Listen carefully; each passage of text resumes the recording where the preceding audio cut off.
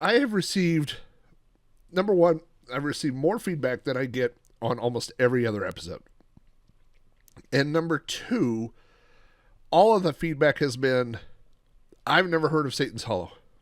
I've never seen or played or heard of this game.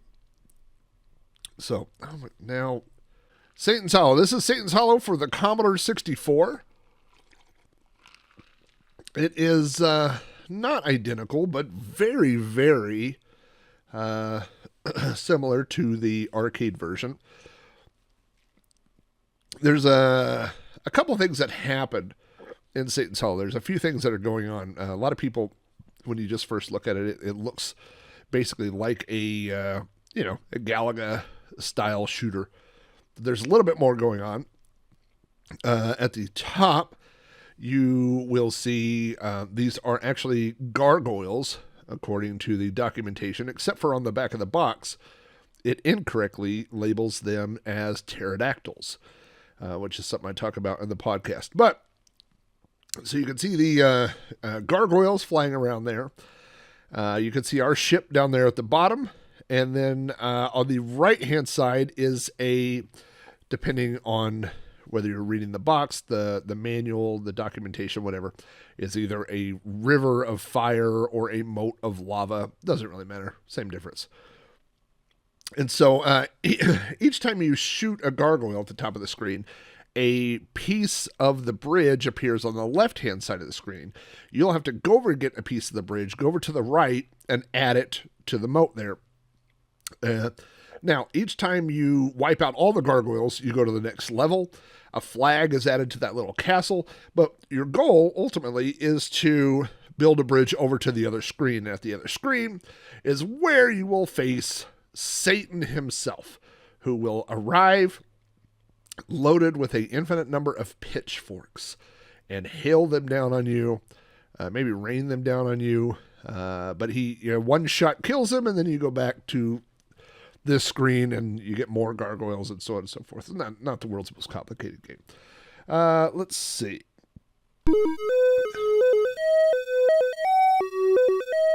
Checking levels here.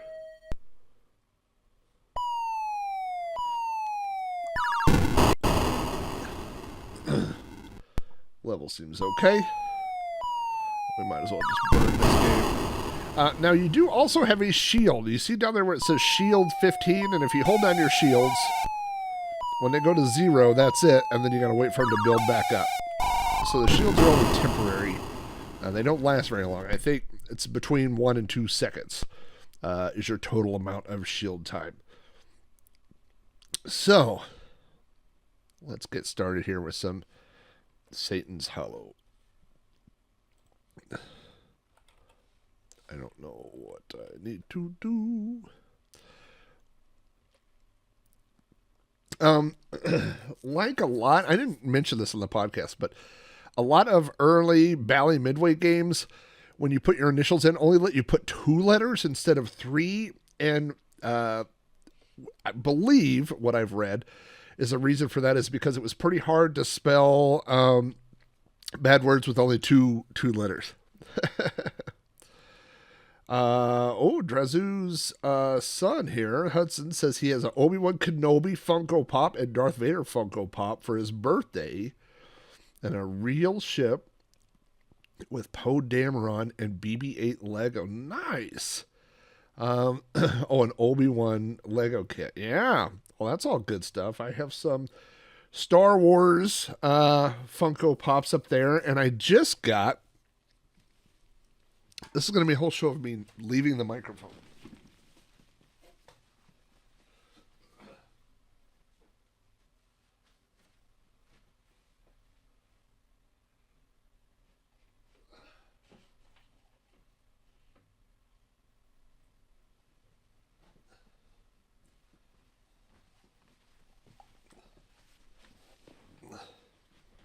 This Funko Pop while we were on vacation. And it is, I got this at Goodwill, and I probably wouldn't have bought it otherwise, but it was $2. But it is a dewback from Star Wars. and it's a Funko. It has a little bobblehead on there, and oh boy, there's the cat.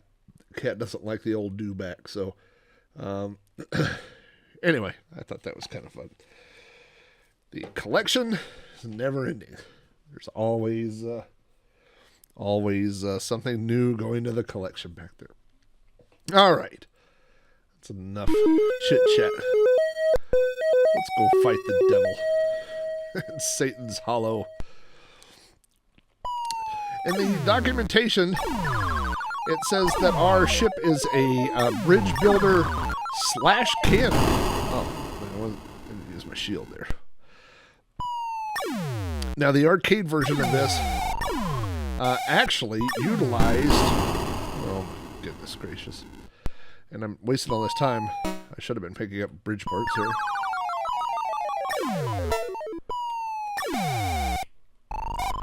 The arcade version had 2 buttons. One for fire, one for shields. And so the way they get around that on the Commodore 64 is your fire button shoots, while up or down activates your shields.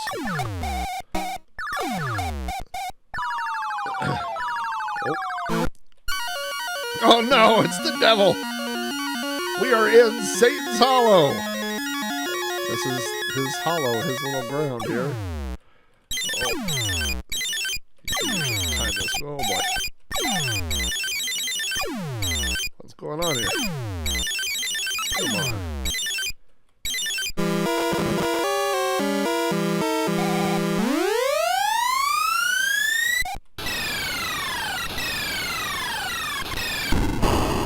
Yeah, way too long. I've never taken that long to do that before. That was terrible.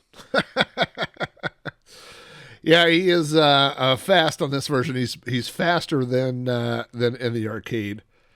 This version he's faster, and I mentioned this on the podcast. They made a version for the Atari 8-bit line and never released it. I think there was probably some pushback. You know, it was a very protesty time, and I think they got some pushback and decided not to release it. And I checked out that version on YouTube, and it is amazing how fast he's like 20 times faster than he is on this version.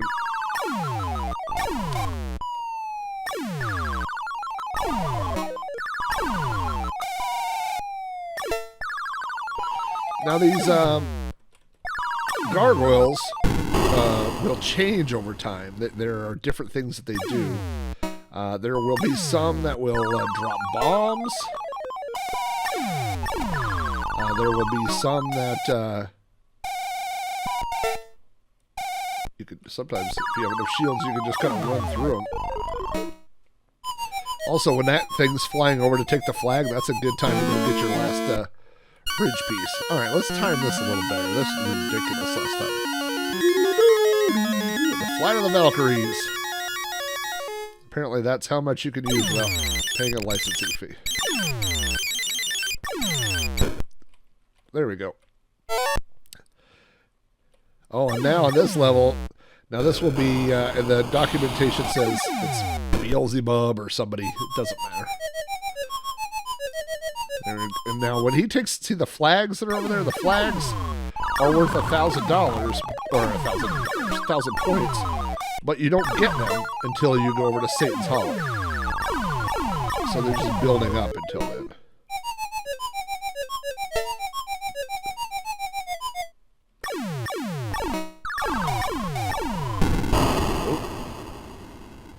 No bueno. Some pretty tough gargoyles here, and protecting the old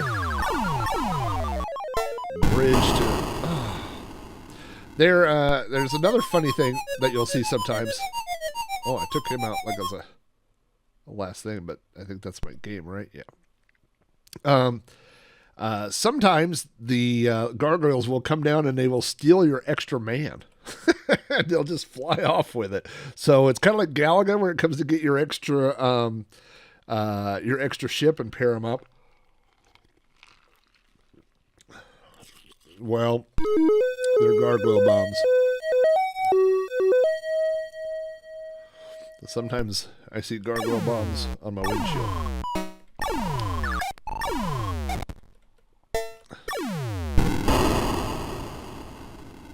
Ridiculous. So one of the things about this game is that, as you can see, there's a very busy background. Oh, ran out of shields. There is a... yeah, they do kind of look like that. As you run out of shields... Oh, what was I saying before that?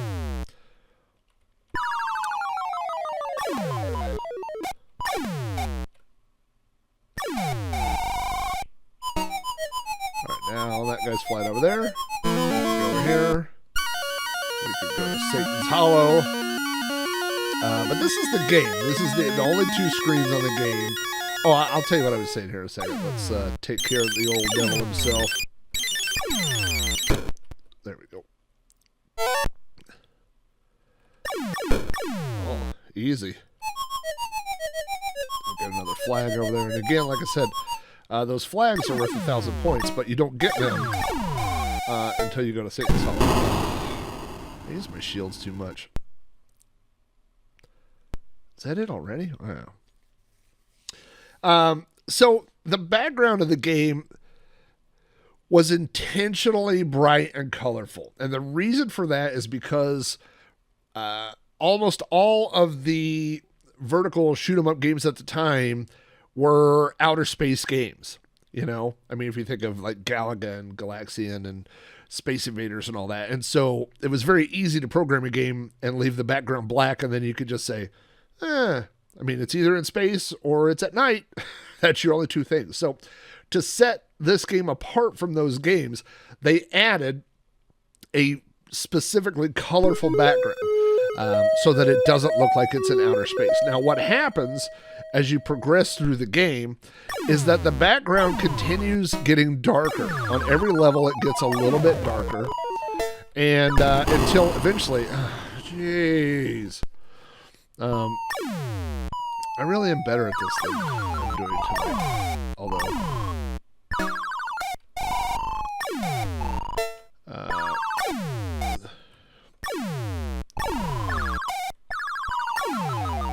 it's the talking and playing at the same time that I'm not so good at.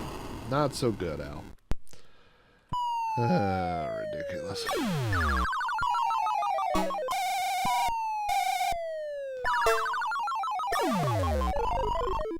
Let's see if we got time to do it. So now the flag's there, so you can see that there's one flag up there, so if I defeat the devil here without dying, I will get those 1,000 points that are in that flag. Terrible. This is terrible. Well, it's not really a spaceship; it's a bridge builder. That's his thing. So his whole goal in life is to build this bridge. I don't know why he's building a bridge to Satan's Hollow, but he is. And so they had to, on their bridge builder, they added a cannon.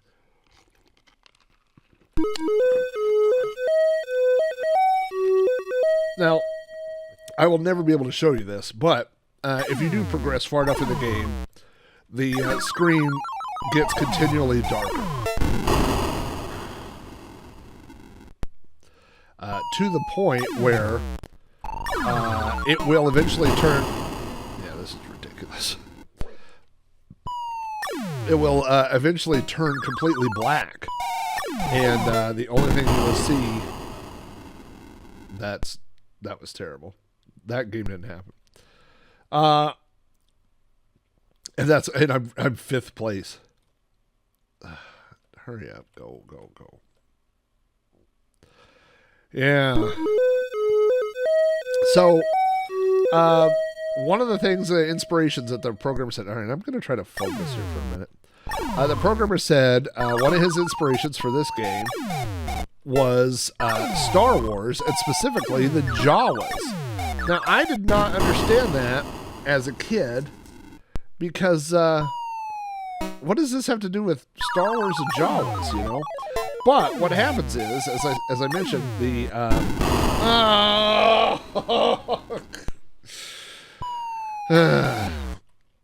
is that the background gets darker and darker, and eventually what happens is it gets black, and the only thing that you can see are the eyes of the gargoyles. They become little red dots, and the guy that programmed the game said he did that intentionally to make them look like Jawas. That was his inspiration after he saw Star Wars.